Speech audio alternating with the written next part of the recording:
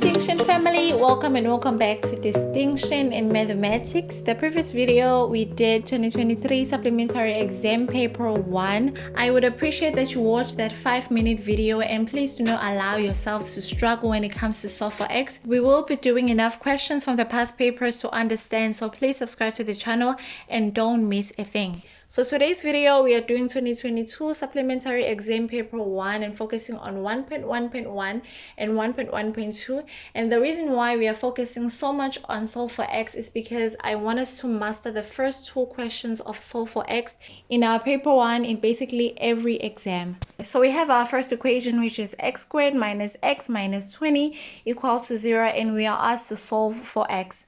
Now, before you think of a quadratic formula, I want you to look for the factors of 20. And when I say factors, I'm talking about the number that can divide 20 without leaving a remainder. An example is 10. So when you divide 20 by 10, that will give you 2, and there is no remainder. Now let us look at all the factors of 20. Remember, we have the value of A, B, and C, and we are looking for only 2 factors of 20. When you multiply them together, they should give you the value of C, which is a negative 20, and the value of B, which is a negative 1. Now, if you look closely, there are only 2 pairs of the factors of 20 that if you multiply together will give you 20, and if you minus or add them together will give you the value of B, which is minus 1. So let us start by expanding the brackets. I want us to forget about the negative signs, which we will focus on later on, and find these 2 factors. So the first step is the only way to get x squared is multiplying x and x. So we will have x this side and x this side, and that should give you back x squared. Multiplying 1 and 20 will give you 20, but when you minus or add them together, they will not give you anything near the value of B. So 1 and 20 is out. And also multiplying 2 and 10 together will give you 20, but when you minus or add them together, they will not give you the value of B. So that as well does not match our equation.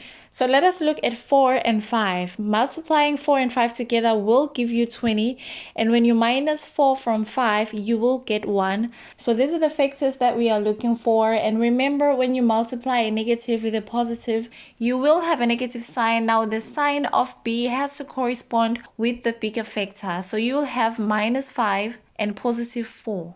And to prove this is correct for this equation, x and x will give you x squared, x and 4 will give you 4x, negative 5 and x will give you minus 5x, and negative 5 and 4 will give you minus 20.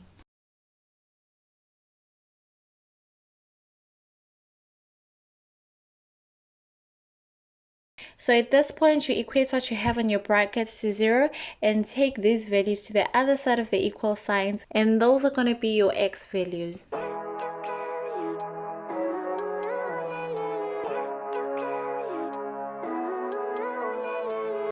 Now, when it comes to 1.1.2 on your question 1, when they mention leave your answer correct to 2 decimal places, like I mentioned in the previous video, do not waste time expanding the brackets, looking for the factors. Go straight to the quadratic formula and substitute correctly all the values of A, B, and C. And don't just use a calculator and rush to the final answer, but show all the steps. And remember to leave your answer correct to 2 decimal places.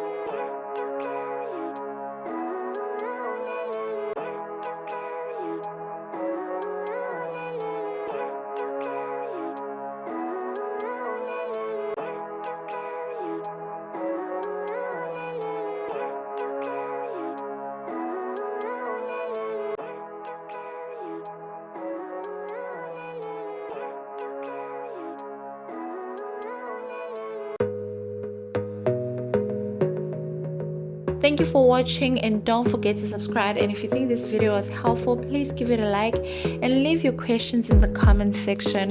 We'll see you on the next video.